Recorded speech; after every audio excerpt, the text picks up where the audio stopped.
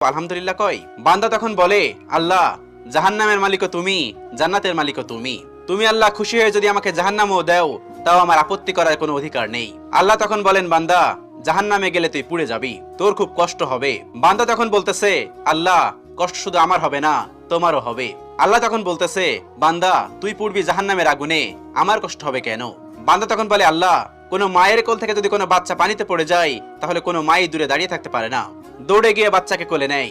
আমার বিশ্বাস ওই মায়ের সে কোটি কোটি গুণ দয়া তোমার বেশি। আমাকে জাহান্নাম দিলে তুমিও আল্লাহ শান্তি পাবে না। আল্লাহ তখন বলে, বান্দা, এই দলিল তুই কই পাইলি? বান্দা তখন বলে, আল্লাহ, আমাদের জাতির পিতা ইব্রাহিম আলাইহিস সালাম তোমার প্রেম মুখে নিয়ে যখন নমরুদের আগুনে পড়ে গেল, তার আগেই তুমি বলে দিলে